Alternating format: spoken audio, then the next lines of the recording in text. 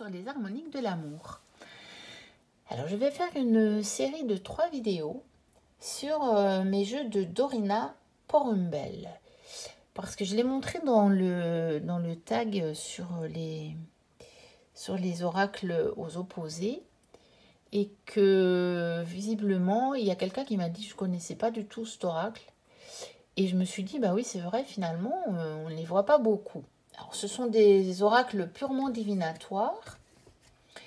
Mais bon, peut-être qu'il y a moyen de les utiliser en guidance. Je ne peux trop vous dire. Je ne les ai pas beaucoup utilisés. Mais je me suis dit que ça valait peut-être la peine de vous les présenter. Donc moi, j'en ai 3. Et il y en a 2 qui ne sont plus édités. Mais on les voit parfois passer quand même d'occasion. Et puis, le 3e, je terminerai par celui-là. On peut encore le trouver. Et ça doit être, je pense, en contactant la créatrice. Mais je vous mettrai tout ça dans la vidéo sur le 3e. Et donc, celui-ci étant petit, je vais peut-être descendre un tout petit peu. Comme ça. Voilà, ça sera un petit peu plus près. Voilà, donc le premier, c'est l'oracle du regard. Jeu de cartomancie pratique. Il y a 68 cartes, donc de Dorina Porumbel, et elles sont ovales. Alors, j'aurais pu le mettre aussi dans les jeux pas du tout pratiques à mélanger. Je vous avoue franchement que c'est pour ça qu'en fait, je m'en sers pas souvent. Il fait partie des tout premiers oracles que j'ai achetés. Parce qu'au début où j'ai commencé à tirer des cartes, j'ai acheté d'abord des oracles de guidance. Parce que c'était pour ça en fait que j'ai commencé à tirer des cartes. C'était pour recevoir des messages de mes guides. Donc j'étais en train de conscientiser, on va dire, beaucoup de choses. Et notamment des capacités que je pouvais avoir. Mais je ne savais pas, j'entendais tout le monde qui disait j'ai eu un message de mes guides, machin. Et moi, j'ai pas de message de mes guides. En fait, oui, j'en avais beaucoup, hein, mais je ne savais pas que c'était comme ça que ça s'exprimait. Et c'est comme ça que j'en suis venue aux cartes. Et donc, au départ, j'ai acheté pas mal de jeux. J'avais trouvé près de chez moi. Bon, moi, j'habite plus du tout là-bas maintenant. Il y avait une librairie d'occasion qui vend des livres d'occasion, qui avait quelques jeux, qui revendait aussi quelques jeux. Et j'en ai trouvé pas mal là-bas. J'ai même trouvé des pépites parce que j'ai trouvé des jeux qui étaient déjà devenus des jeux de collection à des prix moins chers que le neuf en fait. Parce que lui, il me disait toujours « Ah, c'est pas le prix qui est noté sur la boîte, hein. Je ne le vends pas à ce prix-là. Hein. » Et donc, en fait, j'ai trouvé de véritables pépites dans ce magasin. Donc, l'oracle du regard. Il y a donc un petit livret comme ceci, avec chaque fois des mots-clés pour chaque carte. Mais si je me souviens bien, il y a des mots-clés aussi sur les cartes.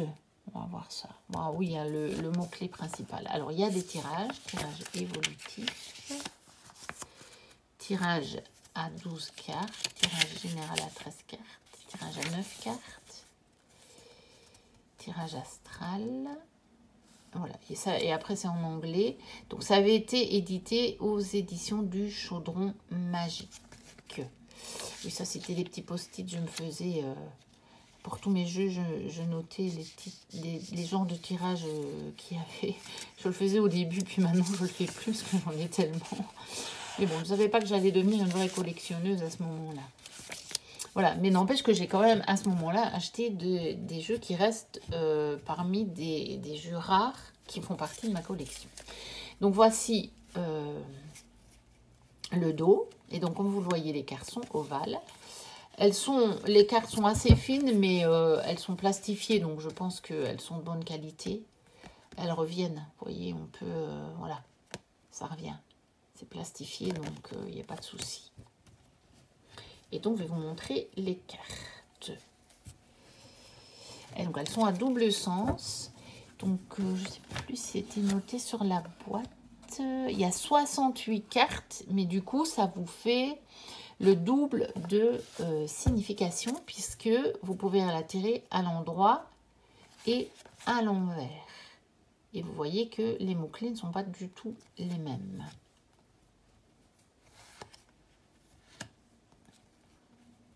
Voilà, donc elles ne sont pas dans l'ordre. Je ne l'ai pas remis dans l'ordre.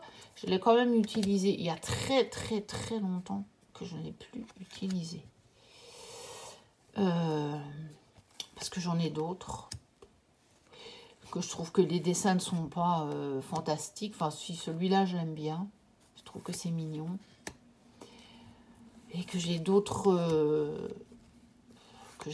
oracles. Et puis, je vous dis franchement, je trouve que les cartes ovales, c'est pas pratique à mélanger.